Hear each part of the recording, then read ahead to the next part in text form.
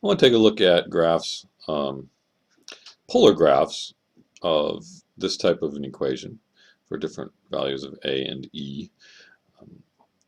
But to do polar graphs, as you've seen already, I like to look at the rectangular graphs first. Now this one I'm going to take a few steps to get there. I'm going to start off by looking at just r equals the denominator.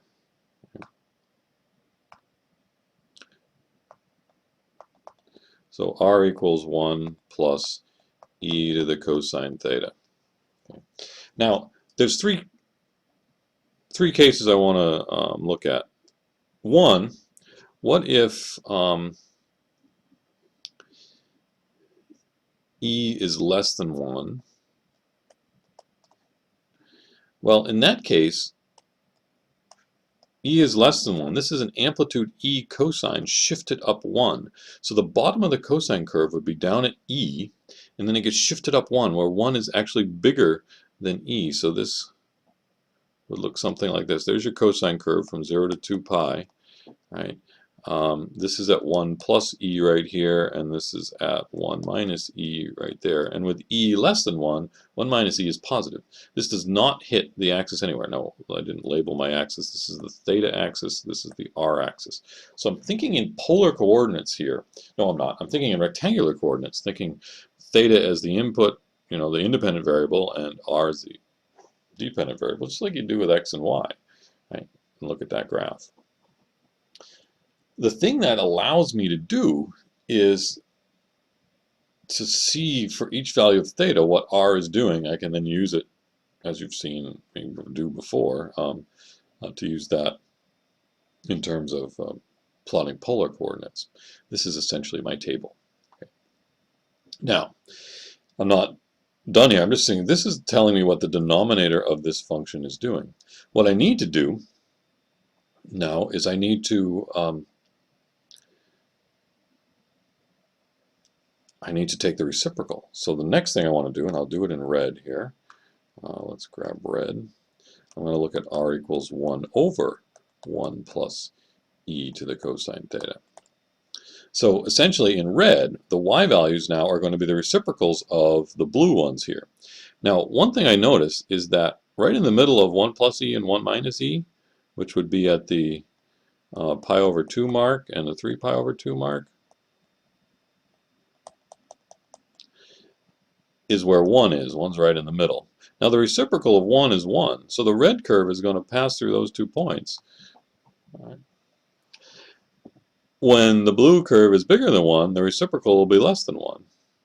And when you're less than 1, the reciprocal is bigger than 1. So this looks something like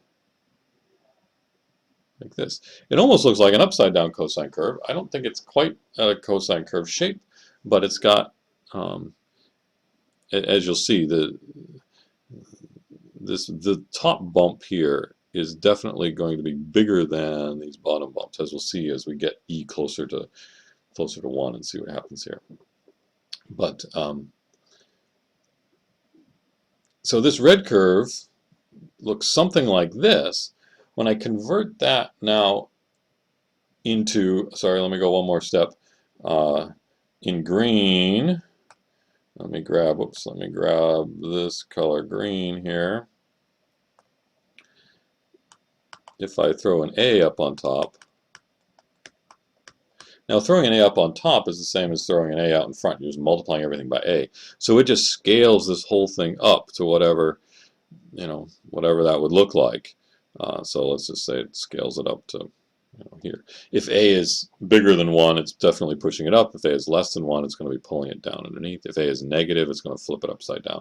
The shape of the graph is generally the same. It's just amplified now, right? That factor of a just makes it taller. When I convert this into polar coordinates, so now what I'm going to do, let's go back to blue. Let's go back to blue. Actually, I didn't get blue, did I? I got something else. That's all right. I see this now that in the direction, this is now the xy plane, so I'm going to graph this actually in polar coordinates. When theta is 0, I'm at this value which is a times the reciprocal of 1 plus e. But anyway, this is as close as I'm going to be to the origin. Looking in the direction of 0, that's as close as I'm going to be. Now as I turn through these angles, as I get bigger and bigger, I move further and further away. At pi over 2, this was 1, then times a is a. I'm out a distance of a, whatever that is.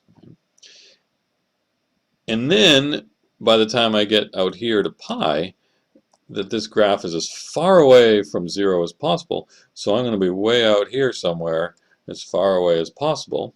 So the graph has done something like this, right?